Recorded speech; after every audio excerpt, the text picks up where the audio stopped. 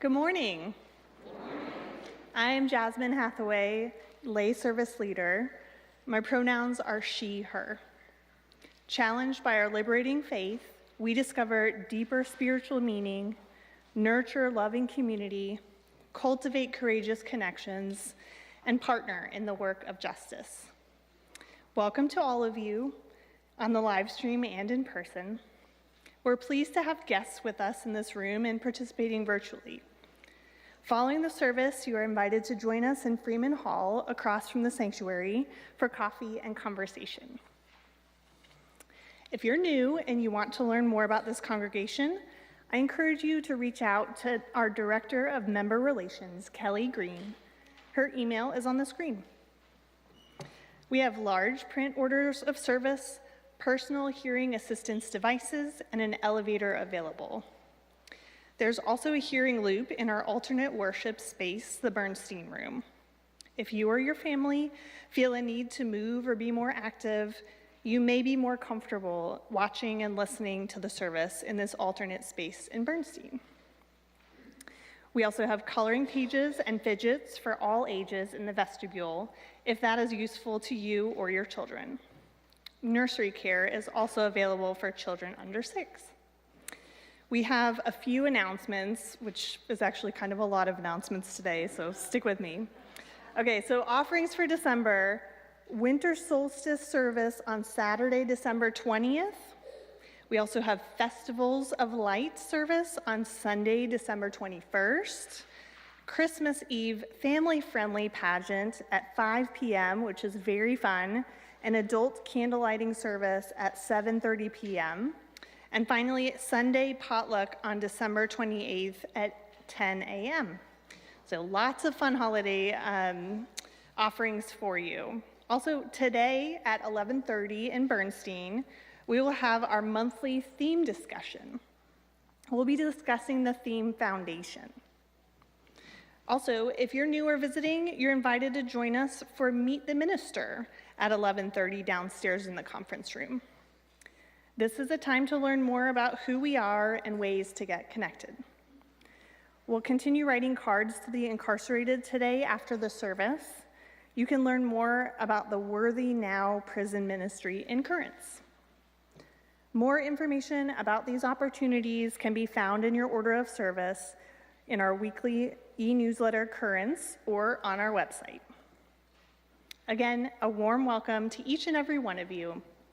Whether you are here in person or joining via live stream, whether today is your first or your 1000th Sunday in our midst, we are stronger because you are with us. We are one people of many beliefs, origins, identities, and genders. We are all growing, all learning, all loved. It is good to be together.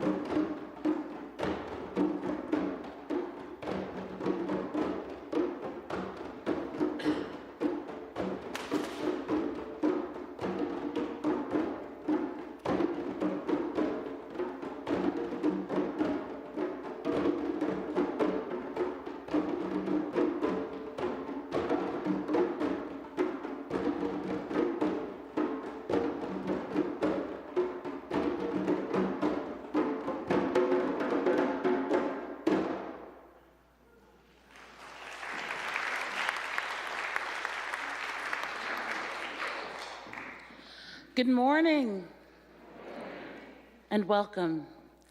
Welcome to this place that extends beyond these walls, this time made precious and sacred by our presence. And we welcome the spirit of the East, the spirit of the rising sun, air and breath giving us life and feeding our minds. We welcome the spirit of the South, the spirit of flame and fire for transformation and heat and light and power. We welcome the spirit of the West, the spirit of water. We join and mix and commingle like the tiny drops of water that create a mighty stream. And we welcome the spirit of the North, the spirit of earth. We root deep, so deep that we may stretch so high. We plant and we reap and we harvest. I'm Reverend Amanda, and what a joy it is to be together once again. We continue our way through this last month of the calendar year, this time of turning and quiet transformation, this time of Advent and solstice, of shorter days and longer nights. Our theme for the month of December is foundation. And so this morning, we're going to take it down a notch. Sometimes we need the fire, but other times all we need is a gentle glow, a reminder of what we already know. So this is an invitation into a gentle peace, an invitation to rest our spirits in this sacred hour. So we light our chalice this morning for the gift of slowing down and for fully arriving, for the ways the Spirit moves and works even in the quiet of the dark. And in that spirit, I invite you to rise in body or spirit and turn and greet your neighbor.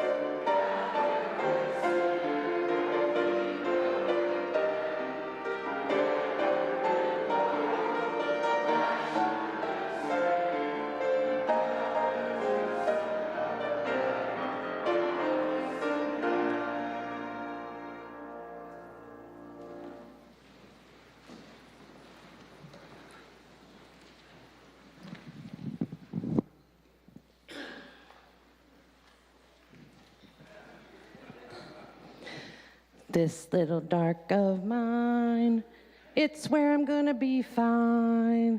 This little dark of mine, it's where I'm gonna be fine. Hi. Hi, sorry, I was just enjoying a little of my own time in the dark, which is different from when I was little, because I was afraid of the dark. Anybody afraid of the dark? Yeah, it's easy because it seems like people are always talking about, you know, scary things that can happen in the dark. And when they do, it just makes the dark, I don't know, more scary. But sometimes people just only say good things about the light. You know, and it is beautiful. It's beautiful to be in the sun. It's beautiful to see the world in the light. It's beautiful to have the light within us. Light is beautiful, but also sometimes light can be scary. Sometimes there are too many things going on in the light. Sometimes we see too much. Anybody seeing too much lately? Yeah. And sometimes the light can be so bright it's hard to take. And that's why sometimes it's nice to be in the dark. Good things happen in the dark. We rest in the dark. Things grow in the dark. If it weren't for the dark, we wouldn't see the stars, right? And sometimes we have to find that balance of light and dark, but maybe, just maybe, the dark is there to give us a chance to relax, to rest. Bears know how to enjoy the dark, right? At some point, they fall asleep and they sort of asleep, and they hibernate for sometimes weeks or months at a time, and maybe people need that too. Okay, maybe not weeks at a time, but maybe, just maybe, if we can enjoy that dark space at the end of the day, maybe the dark space at the end of the year, so that we can take some time and pause, to relax, to rest, to be in the space where we open our hearts up to what the darkness can bring. And we do that until the light returns again. Join me. This little dark of mine, that's where I'm gonna be fine. This little dark of mine, that's where I'm gonna be fine. This little dark of mine, that's where I'm gonna be fine. Let it be dark, let it be dark, let it be dark. Enjoy your time in both light and darkness. And now our children and youth are gonna go off to class. We'll gather in Freeman Hall, and then we will go. Please help us sing them out.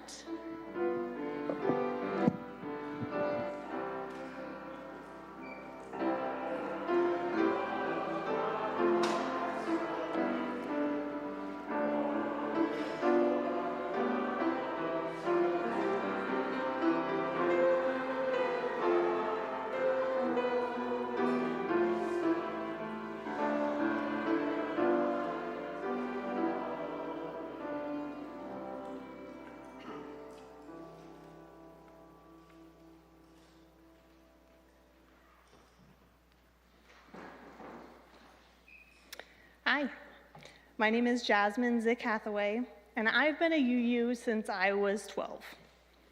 I joined as a member of UUCC 3 years ago, but this isn't the first time I've been up here behind the pulpit. The last time I stood here and addressed this congregation was in 2002 when I was a senior in high school. I may have quoted Tom Petty, it's so embarrassing. A few things have happened since I left for college, so let's get you caught up. I moved to DC, fell in love with the city, and later a boy named Alan, and then moved to his hometown of Chattanooga, Tennessee, where we got married in 2012. He was diagnosed with terminal cancer when I was 8 months pregnant with our daughter, Alex. When he died in 2015, it changed everything.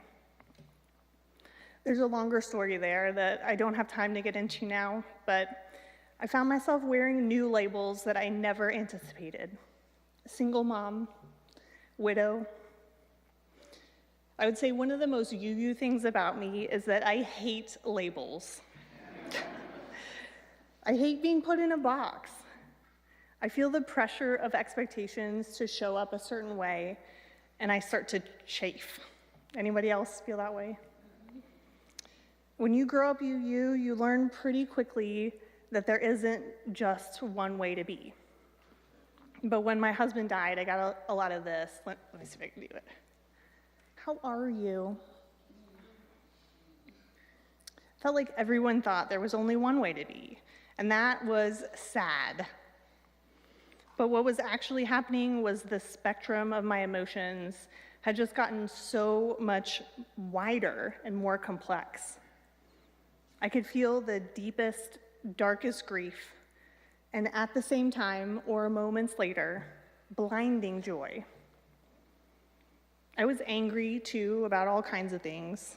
I wrestled with asking for help because often I didn't even know what I needed. I remember feeling so deeply alone, like no one could ever understand me. I was also open to the power of the universe to bring things into my life, both good and bad, and everything in between.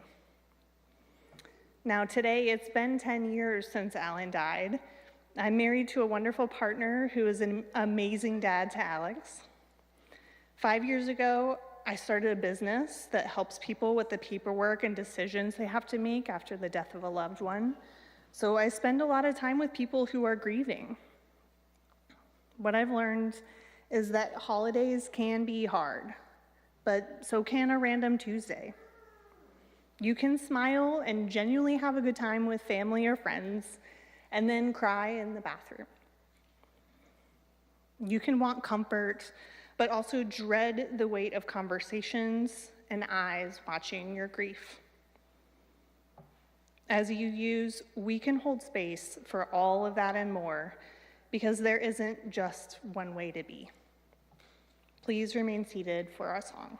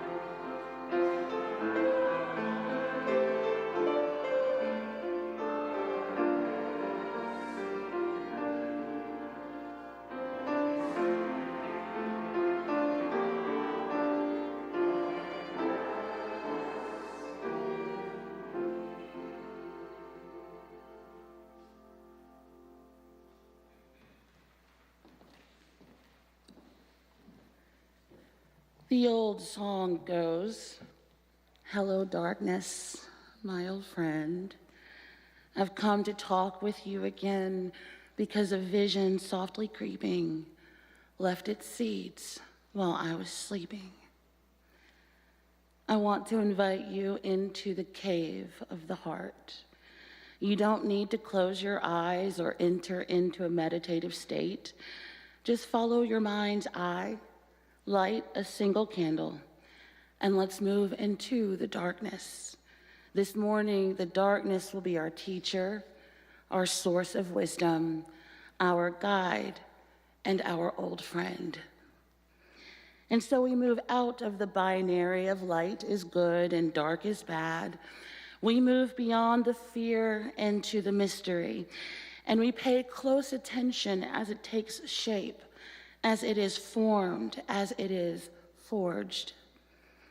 As ancient as it is cavernous, and as expansive as it is full, the cave invites our senses to perk up, to tune in, and to watch through the eyes of our soul, because it is also the birthplace of light. In the winter, seeds drive down deep into the earth to rest and soften from the inside out, preparing themselves for the work of beauty through the act of becoming. This is the labor of darkness. The season of Advent, this time of waiting and watching, this time of revelation, of tension between what is and what will be, this quiet triumph is the holiness of darkness. The winter solstice, the sacred turning of the season, promises the return of the light, but the story, the wisdom, lives in the night, the longest night. That night that envelops us, that holds us in its wisdom, that gives the sun time to gain its strength. This is the kindness of darkness. And the sacred transformation, the movement between shapes and forms and worlds, from what is to what will be, where we form, where the beloved community is being shaped in ways beyond our own imagining. This is the alchemy of darkness. This is where the light learns its shape. So as we travel deeper into the cave of the heart, the depths take us to a very real life place, namely Cherry Springs, Pennsylvania. You never know where I'm going, do you? This state park that stretches across 82 acres is known for something beautifully unique. It is a gold-tier international dark sky park, meaning it is one of the darkest places in North America. On a good night, you can see up to 30,000 stars, Venus, the Milky Way even. At Cherry Springs, you can see what the old-timers call the old-time sky. A sky that tells stories, that speaks of creation and life and death, that holds wisdom, that teaches. The ancient astronomers read the sky, but it wasn't in the stars that they were learning from. It was the darkness that whispered celestial secrets in the ears of our ancestors. An ancient science with ancient wisdom. The indigenous Polynesian people of New Zealand, the Maori, they have an ancient tale of the old woman in the mountain. Some legends say that the wise woman named Hinenuatepo lived deep in the mountain, but she wasn't wicked or evil. She was a keeper of time. Each night she would gather the sun in her arms and return to her home in the mountain. And although the people wouldn't like this, they were always relieved when the sun would return the next morning. But as the winter drew nearer and the days grew shorter, the people began to worry that the sun would never return again. They grew angry with her, demanding that she give them back their light. But quietly she would whisper, "You think you're waiting for the light, but it is the light that is waiting for you to grow strong enough to bear it." It is said that in the mountain she would hammer the light against a stone, shaping and forging it, making it stronger, as the people beyond would shape and forge themselves and each other to match the growing of the light. See, her mountain, it wasn't a prison or a place of punishment or even longing. It was a site of deep alchemy, of collaborative and collective transformation, a place where the light was learning its shape.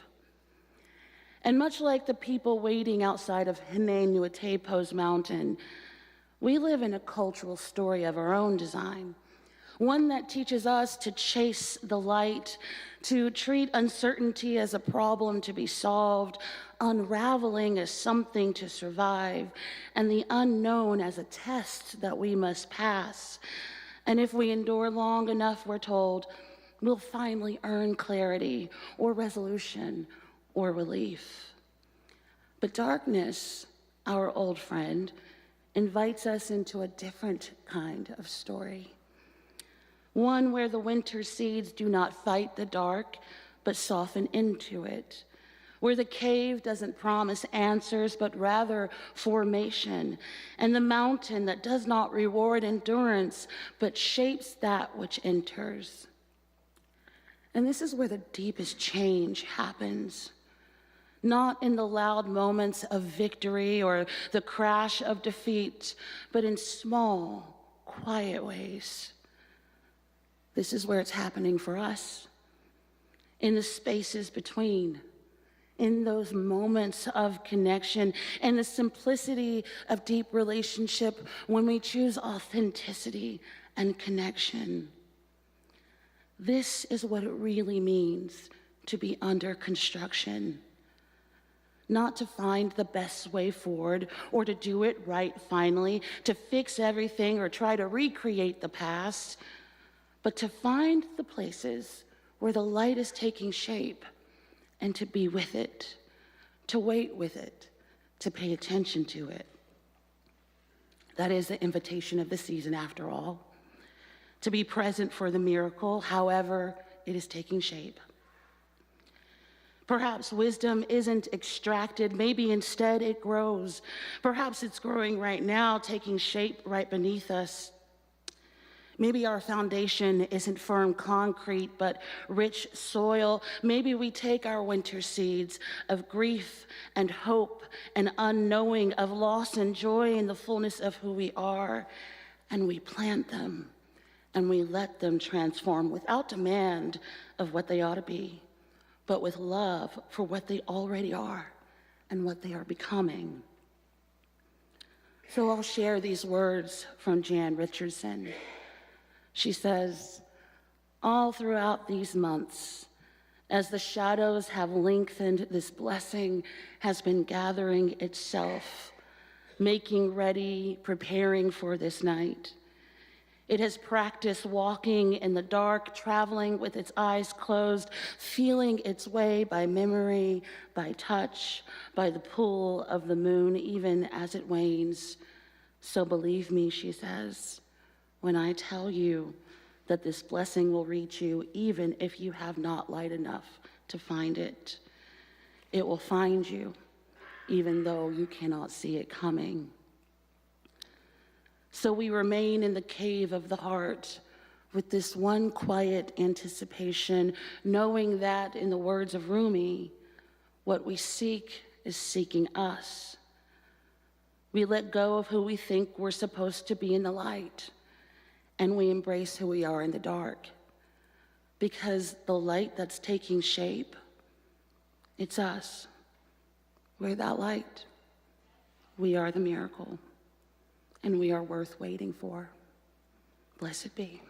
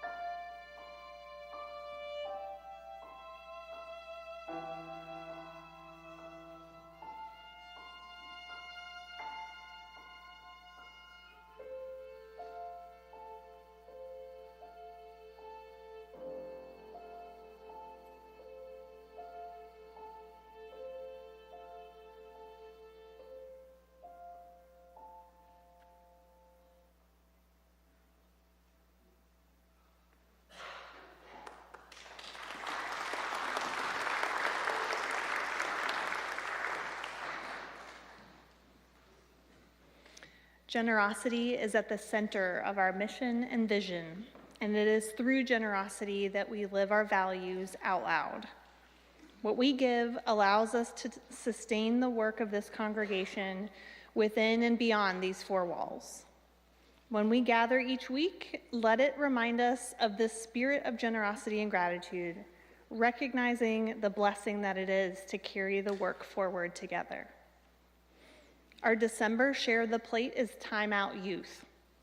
Time Out Youth Center offers support, advocacy, and opportunities for personal development and social interaction to lesbian, gay, bisexual, transgender, queer, and questioning LGBTQ youth, ages 13 to 24.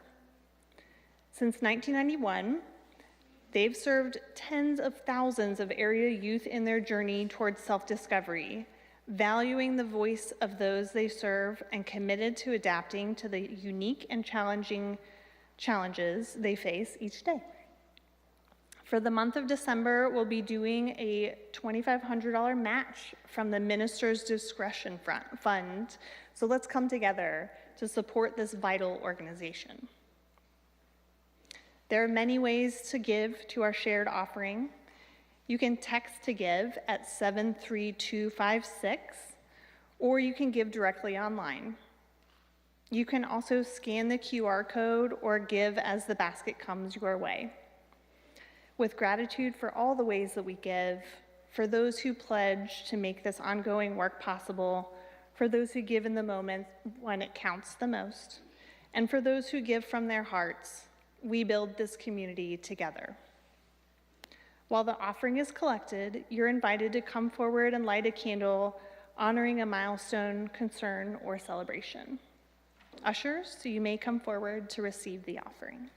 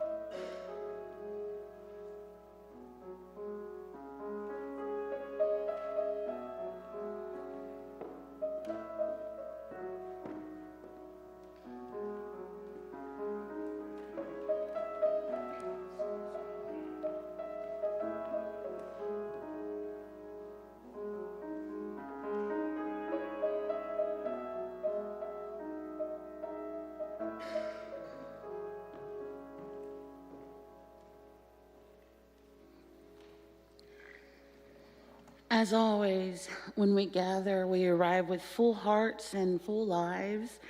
We don't enter into this place as a people with all the answers, but we come into this time knowing that we have the capacity to hold many truths, that we contain multitudes. A joy to share this morning. We celebrate with Michael Amy Sierra the graduation this week of Tallulah Rose Sierra Shepo at CPCC with an associate degree in applied science and cosmetology. Congratulations, Tallulah. And tonight begins the first night of Hanukkah. This time of emerging and sustained light. And while this time is a time of joy and celebration, it also comes at a painful time. I learned earlier this morning that there has been an act of mass violence in Australia on Bondi Beach. This took place during a Hanukkah celebration. And while the news is still emerging, it's pretty clear that this was a targeted act of violence against the Jewish community. So we lift our hearts to the victims, their families, and their loved ones, and to the Jewish community. May we each show up in this world dedicating ourselves to building something better than this. May we denounce all acts of anti-Semitism and hold each other with so much care.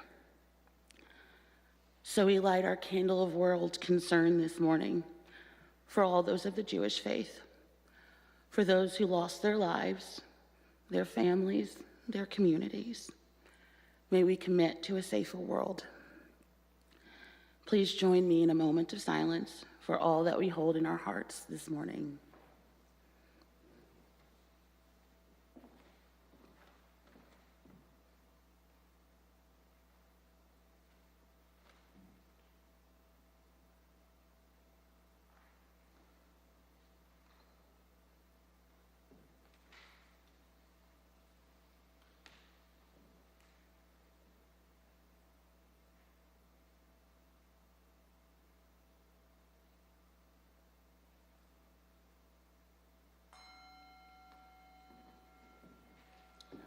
I now invite you into a time of stillness and of presence, of rootedness and of prayer, perhaps closing your eyes or even lowering your gaze, being firmly planted right where you are.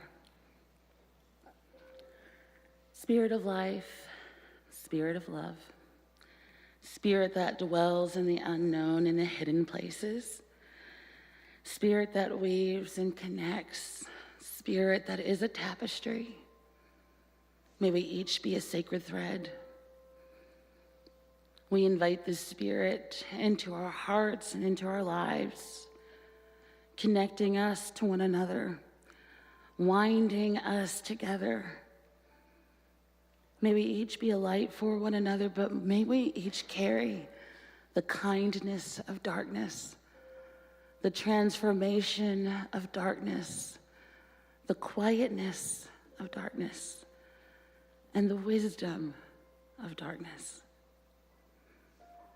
In this season with such short days and such long nights, may we use this time to gather ourselves, to do the deep work of winter, to watch and see as we grow and shed, as we become something deeper.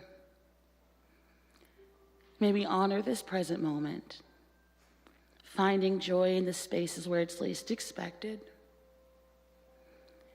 May we carry this hope and anticipation in our hearts, not for some imagined future, but for the light that we are kindling right now, for the beloved community we are building right now, and for the love that surrounds us right now.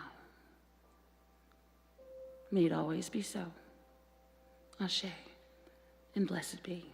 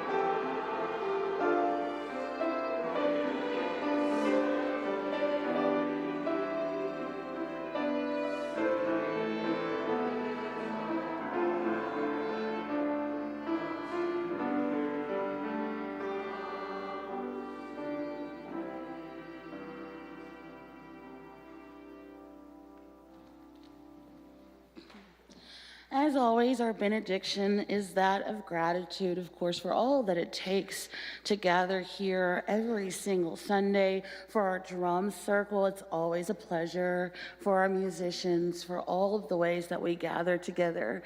And of course, for Jasmine, first time as lay service leader this morning.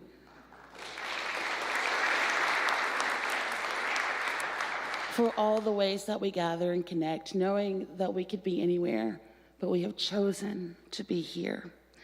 Won't you rise and bow to your spirit for our closing song?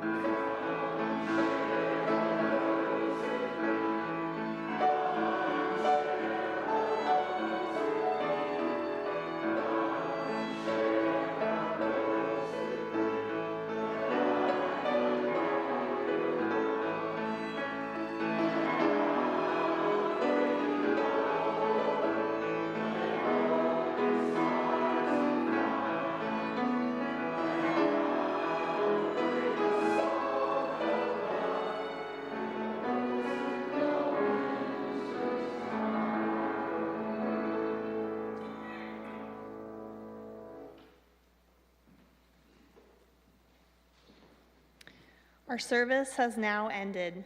Please join me in reading the words on the screen. We extinguish this flame, but not the light of truth, the warmth of community, or the fire of commitment. These we carry in our hearts until we are together again.